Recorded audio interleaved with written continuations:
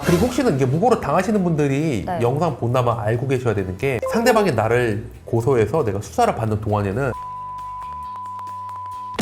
그럼 어느 세월에 합니까?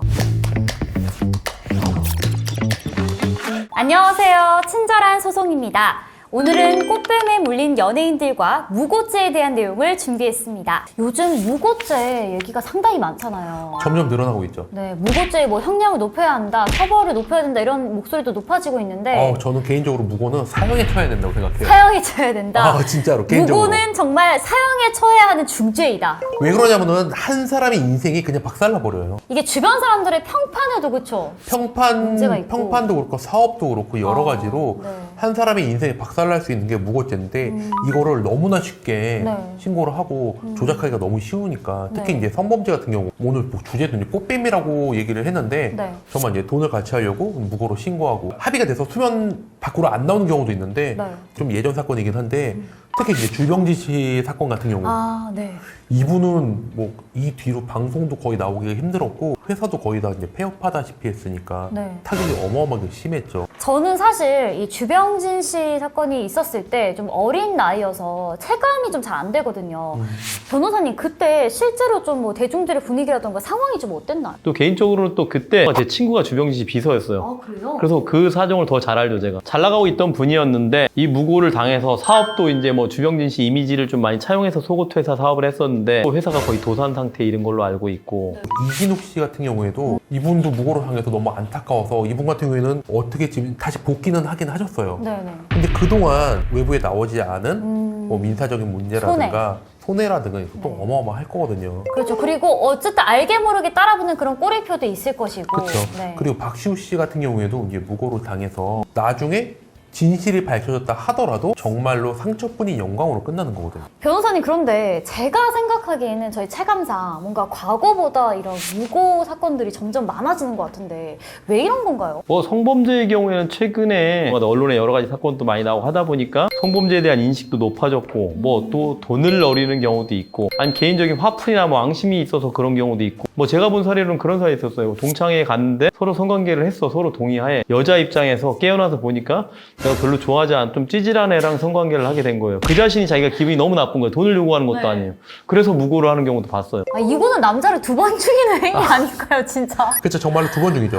특히 이제 강간죄 같은 경우에 무고가 되게 심각한 게 뭐냐면은 통상 이제 강간죄로 처벌이 되게 되면은 요새는 처벌수가 너무 올라가서 적게는 징역 3년, 많게는 징역 5년 이상이에요. 실형이 나가요. 뭐 성범죄 교육이라든가 이런 데도 이수가 되고 신상 공개 명령도 나오거든요. 네네. 그럼 내 신상도 까이고 실제로 구속돼서 3년에서 5년을 살아야 돼요. 나중에 손해배상도 억대로 물어줘야 되고. 근데 강간죄 무고 형량이 얼마큼 나오나 봤는데 최근에 나온 것들은 대부분 집행유예였어요.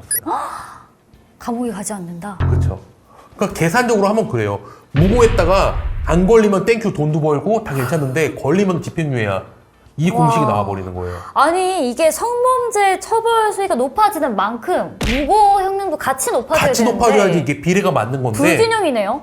너무 불균형이 너무 심해요. 아니 이렇게 무고가 남발이 되면 진짜 그 양치기 소년처럼 이거 실제로 정말로 억울한 일을 당한 사람이 이야기를 나중에 언젠가는 우리가 들어주지 않을 수도 있겠다는 생각이 드네요. 진짜. 그렇죠. 이제 성범죄 처벌 수위가 이제 미투 운동 때문에 점점 올라가고 성범죄를 처벌할 때 옛날에는 판사님이나 검사분들도 증거를 명확하게 있어야지 기소를 하고 네. 진술만 가지고 기소를 잘 안 하고 처벌을 잘 안 시켰단 말이에요. 네. 근데 미투 운동을 기점으로 점점 여성분들의 진술에 신빙성이 있다고 믿어줬는데 자꾸 이렇게 무고가 늘어나게 되면은 나중에 이제 자성자박으로 진술이 믿어지지가 않는 거죠. 다시 옛날로 돌아가는 거예요. 롤백해서. 근데 약간 궁금한 점이 있는 게 무고죄이다 아니다를 정하는 기준도 조금 애매한 부분도 있을 것 같아요. 특히나 이런 성적인 부분에 있어서는 뭐 폭력이나 협박을 사용했냐 이런 부분도 보고 진술의 신빙성도 보고 진술의 일관성도 보고 뭐 참고인 진술하고 그런 것도 보고 뭐 이진욱 씨 사건 경우에는 그런 게 좀 참작이 많이 됐어요. 밤에 찾아왔는데 그날 첫 만남인데 처음 본 남자를 자기 집에 들였다. 그게 좀 많이 참작이 됐던 걸로 알고 있어요. 본인은 어떻게 생각되세요?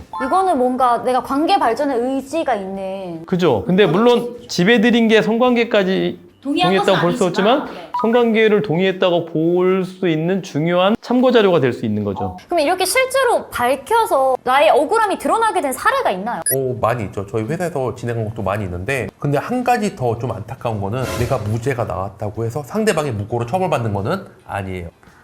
왜요? 나의 무죄랑 상대방의 무고랑은 좀 상관이 없어요. 그거랑 별개의 문제인 거예요? 별개의 문제고 검사님들이 네. 무고를 직권으로 이제 한번 확인을 하기는 해요. 무고 네. 혐의가 있는지 없는지. 특히 성범죄 같은 경우는. 네. 근데 무고가 성립이 되려면은 사실하고도 달라야 되고 그리고 무고를 하는 사람이 내가 무고한다는 마음까지도 고의성까지 다 입증을 해야 돼요. 쉽지 않겠는데요. 쉽지 않죠. 그러다 보니까 애초에 이제 무고로 처벌을 받는 사람도 적은데다가 수위도 굉장히 낮은 게 이런 이유가. 그럼 만약에 그러니까 나는 무죄인 것을 입증을 했고 상대방은 무고로는 어떻게 처벌을 받지는 않았다. 이러한 상황에서 나의 손해를 좀 상대방에게 민사적으로 배상하라고 할 수 있는 방법은 있나요? 예, 그런 것도 있죠. 무고의 문제는 또 입증의 문제가 있어서 형사처벌하려면 이 무죄 추정 원칙이라는 게 있어서 검사가 그 사람의 무고 행위, 무고의 고의까지 입증을 해야 돼서 입증의 정도가 매우 높고 어려워요. 그래서 무고죄로 처벌 안 됐다고 해서 무조건 잘못한 게 없다라는 건 아니에요. 그래서 민사상 불법 행위를 인해서 고의 내지는 과실로 허위 고소 내지는 잘못된 고소를 했다. 그래서 이거 민사상 나한테 손해배상을 해라. 그런 기회와 가능성은 열려 있습니다. 그리고 혹시는 이게 무고를 당하시는 분들이 네. 영상 본다면 알고 계셔야 되는 게 상대방이 나를 고소해서 내가 수사를 받는 동안에는 네. 상대방의 무고를 수사하지 않아요. 내 수사가 종료된 다음에 상대방의 무고를 수사해요. 그럼 어느 세월에 합니까? 일단 내가 끝나야 돼요. 그러니까 내가 무고죄로 고소한다고 끝나는 게 아니라 내 무고는 내가 혐의를 다 벗은 다음에 그다음부터 수사를 시작해요. 아니 스트레스가 장난 아닐 것 같은데요? 장난 아니죠. 아니 이게 같이 진행이 되는 게 아니면 너무 불안할 것 같고. 같이 절대 진행이 안 돼요. 왜 그러냐면은 신고자를 보호하기 위해서 상대방이 심리적 압박을 받을 수 있다고. 그러니까 나는 지금 당장 해야 되는 거는 네. 내가 무고함을 밝힐 수 있는 증거들을 하나하나 전부 다 수집해야 돼요. 억울하게 무고를 당한 적이 있으시다면 댓글로 경험을 말해주세요. 구독과 좋아요는 사랑입니다.